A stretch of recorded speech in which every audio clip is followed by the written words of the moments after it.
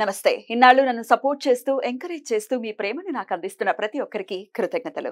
అలాగే ఈ వీడియో కూడా ఖచ్చితంగా మీకు ఉపయోగపడుతుంది. లైక్, షేర్ అండ్ సబ్స్క్రైబ్ చేసి మీ సపోర్ట్‌ని నాకు అందించండి. అలాగే ఈ వీడియో పట్ల మీకున్న అభిప్రాయాన్ని కామెంట్ సెక్షన్‌లో కామెంట్ చేసి తెలియజేయండి. ఇప్పుడు వీడియోని చూద్దాం. నమస్తే, వెల్కమ్ టు అవర్ ఛానల్. నేను పద్మిని. ప్రస్తుతంతో పాటు ప్రముఖ ఆధ్యాత్మికవేత్త, శ్రీ విద్య ఉపాసకురాలు, ఎనర్జీ వాస్తు స్పెషలిస్ట్ శ్రీమతి జయప్రద గారు మనతో పాటు ఉన్నారు. మాట్లాడదాం. జయప్రద గారు నమస్తే అండి. నమస్తే అమ్మా. శ్రీమాత్రే నమః. ఎలా ఉన్నారు? బాగున్నానన్నా, మీరు ఎలా ఉన్నారు? నేను బాగున్నానండి. ఇకపై రెగ్యులర్ గా మాకు సమయం ఇచ్చి వీడియోస్ ఇవ్వాల్సిందిగా మనవి. తప్పకుండా కాంబినేషన్ చాలా ఇష్టం నాకు. Thank you. ఎందుకంటే చాలా సమయస్ఫూర్తిగా అడుగుతుంటా ఏ విషయం క్వశ్చన్స్ అయినా. అలా అడిగినప్పుడు ఏమవుతుందంటే చాలా విషయాలు చెప్పాలనిపిస్తుంది. అందుకని ఖచ్చితంగా నాకు ఇంట్రెస్ట్ తప్పకుండా వస్తాను. వాగ్దేవి అనుగ్రహం ప్రతి ఒక్కరి మీద పరిపూర్ణంగా ఉండాలని మనస్ఫూర్తిగా కోరుకుంటూ మరి మొదలు పెడదామండి. తప్పకుండా. జూలై 1వ తారీఖు ఈ రోజు రాశి ఫలాలతో మీరైతే చాలా బ్యూటిఫుల్ గా, ఎందుకంటే మీరు అనాలిసిస్ లో కూడా ఉన్నారు.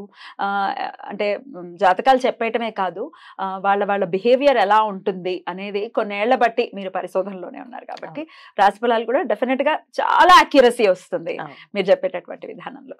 రైట్, ఇక జూలై 1 నుంచి చూసుకుంటే రకరకాల మార్పులు. అటు కాలసర్ప దోషంలోనే ఇప్పుడు గ్రహస్థితి ఉంది అని చెప్పుకోవచ్చు. అలాగే శని యొక్క వక్రం ఉంది, గురువు యొక్క అతిచారం ఉంది, మళ్ళీ కుజుడి వక్రం ఉంది. ఇట్లా రకరకాల గ్రహస్థితి. ఏమిటి ఇంత అలాగా మూకమ్మడి దాడి అంటారు కదా, అలానే ఉందా అనిపిస్తోంది. మరి ఏంటి ద్వాదశ రాశుల వాళ్ళకి ఎలా ఉంటుంది? ఈ విషయాలన్నీ ఒక్కసారి మీ ద్వారా. తప్పకుండా. అయితే మనకి గ్రహాల అనుగ్రహం లేదు అని అనుకుంటున్నాం కదా, దీనికి కారణం ఏంటంటే మనం చేస్తున్న కొన్ని తప్పిదాలు. సో మానవులుగా మనం పుట్టిన తర్వాత కొన్ని విషయాలు మనం నియంత్రణ లేకుండా చేసే ప్రతి ఒక్క పని ఇవాళ అవి విజృంభిస్తున్నాయి. ప్రకృతి విలయతాండవం చేస్తుంది మన మీద. ఎప్పుడు ఎటు నుంచి ఏది వస్తుందో అని చెప్పకుండా చేసేస్తున్నారు వాళ్ళు. ఎందుకు ఇలా చేస్తుందంటే దానికి కారణం కూడా మనమే. ఎందుకంటే అకాలంగా చెట్లు నరికేస్తున్నాం, అంటే అకాలంగా ఇష్టం వచ్చినట్టుగా విసర్జన చేయడం, ఎక్కడ పడితే అక్కడ మాట్లాడడం, ఇష్టం వచ్చినట్టు మన మనుషుల్ని హీనంగా మాట్లాడడం. అంటే మానవుడిగా పుట్టాక, ఒక మనిషిగా పుట్టాక ఫస్ట్ మనిషిగా ఉన్నప్పుడు ఇంక తోటి మనిషిని గౌరవించాలి, తోటి మనిషిని హీనంగా మాట్లాడకూడదు. కానీ ఆ లక్షణాలు ఏమి పెట్టుకోకుండా మాకున్నది ఇంత అని గర్వంతో వెళ్ళిపోయిన వాళ్ళు, గర్వంతో ఎగిరే వాళ్ళు, గర్వంతో ఉన్న వాళ్ళకి ఇవన్నీ కూడా శిక్షలు. అంటే ఇప్పుడు ఏం చేస్తే పెద్దవాళ్ళు చేసిన ఏవైతే పుణ్యం ఉంటుందో అది పిల్లలకి వస్తుంది. మరి పెద్దవాళ్ళు చేసిన పాపం కూడా పిల్లలకి వస్తుంది కదా. ఒకప్పుడు ఎప్పుడో మనం చేసిన ప్రతి ఒక్క చర్యకి ఇవాళ మనం అనుభవిస్తున్నాం. ప్రతి చర్య అనమాట. అది ఎలా తీసుకుంటుందంటే ఇంకా విధ్వంసం చేస్తుంది. ఇప్పుడు మనకి కోపం వస్తే మనం నష్టపోతాం, మన కుటుంబం నష్టపోతుంది. ప్రకృతి కోపం వస్తే ప్రపంచము అల్లాడిపోతుంది. ఇది ప్రస్తుతం ఉన్న గ్రహస్థితి.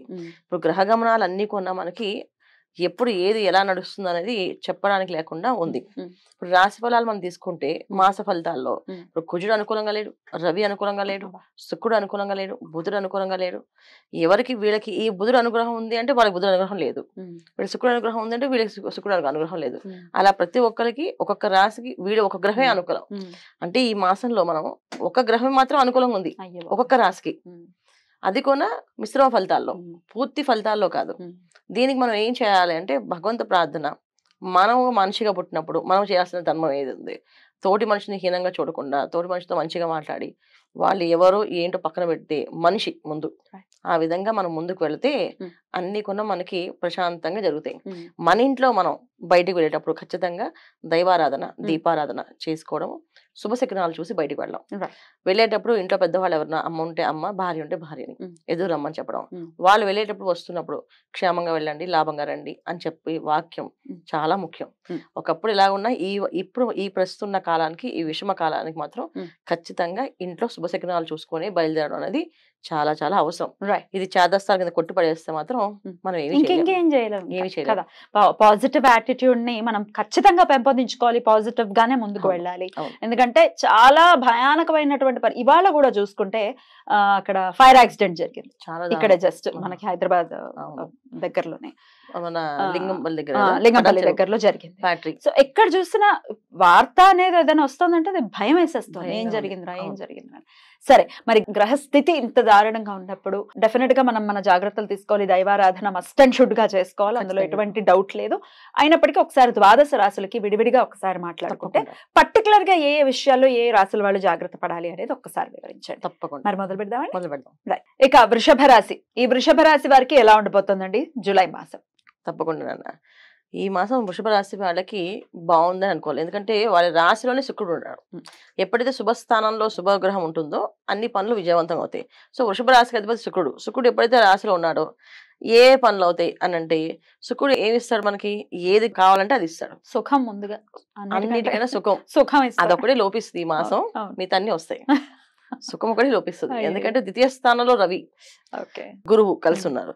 దీనివల్ల రవి గురువులు ఎప్పుడైతే కలిసారో ఖచ్చితంగా ఏంటంటే లీడర్షిప్ అనేది వీళ్ళు శాంతంగా చేస్తున్నా వాళ్ళు శాంతంగా చేయనీరు. నువ్వు ఖచ్చితంగా చేయాల్సిందే. నీకు ఈ టార్గెట్స్ ఉన్నాయి, ఈ టార్గెట్స్ నువ్వు కంప్లీట్ చేయాల్సిందే.